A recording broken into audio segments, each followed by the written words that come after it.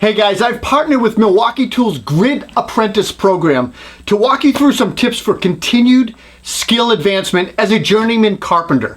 Now, if you're an apprentice and you want to learn more about the tips and tricks like this, please click the link in the video description below and it's going to take you to the Grid website. It's free to sign up. All you have to do, sign up and you get exclusive access to promotions, contests, and best of all, you'll have the ability to network with other apprentices and journeyman carpenters like yourself from across the country. And you can check out some of the industry's best articles and videos, best practice stuff, all good stuff to help you kickstart your career. So like in any other trade or profession, the best carpenters are lifelong learners. Trade skills are not things that you just learn once and then you're mastered, you're set for the rest of your career. Like many skill sets, you need to do your reps and approach this as an education journey that will last your entire career. And like most fields, things evolve. You got to keep up with that. Carpenters are unique as they are the only tradespeople that I know that are involved in the construction of a building from start to finish. And being familiar with all of the different aspects and trades and things is particularly invaluable. For a carpenter, that evolution may take the form of building code changes, improvements in technology, the development of new installation techniques, new products and materials. Staying up to date on the latest trends and best practices can make you a better carpenter, and it's certainly going to advance your career. I like to look at it in three different ways. Things that self-teach me, informal learning, and formal learning. So some of the self-taught ways I try to stay sharp is by attending remodeling trade shows, reading trade magazines, reading best practice websites, and going to YouTube channels. This is going to give you the exposure to new trends and products and ideas, all of which can further, you can do further research and try out and learn from your own experience. Now, informal education takes guts. You have to check your ego at the door, and informal education for carpenters can be obtained directly through on-the-job experience. This method is done by doing or asking to assist a project that maybe is out of your wheelhouse or comfort zone.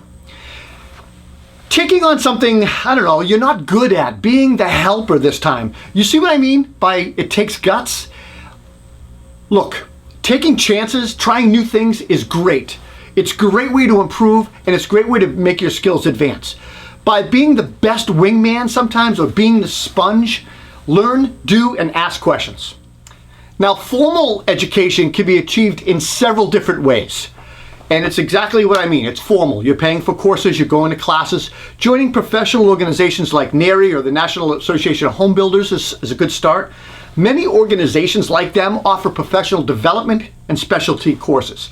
Look, I'm talking about construction supervisor prep courses to become a licensed general contractor, project manager or site superintendent certifications, estimator classes, super useful by the way. Many carpentry schools, local unions, and even organizations or trade shows like the Journal of Light Construction Trade Show offer continuing education courses and advancement courses, skill advancement courses for carpenters. And that's going to enhance your skill level and you're going to learn new things. So some examples of those are like maybe stair building or advanced framing techniques. There's classes on millwork and molding and even energy and green building, stuff like that. A really good one is blueprint reading. There's the OSHA 10 courses that you always see offered. And then there's things like scaffolding and rigging courses. And that's just to name a few. And you can sign up for these in tracks and take different ones every year. I highly recommend it because it's going to expand your specialty skill set and prepare you better to be a carpenter, but also maybe someday own your own business. Speaking of which, that's where the real money is, owning your own business. Professional development classes that help you develop that or become a general contractor or business owner are taking some business classes, maybe business law or contract law, project management, communication, problem solving, decision-making courses.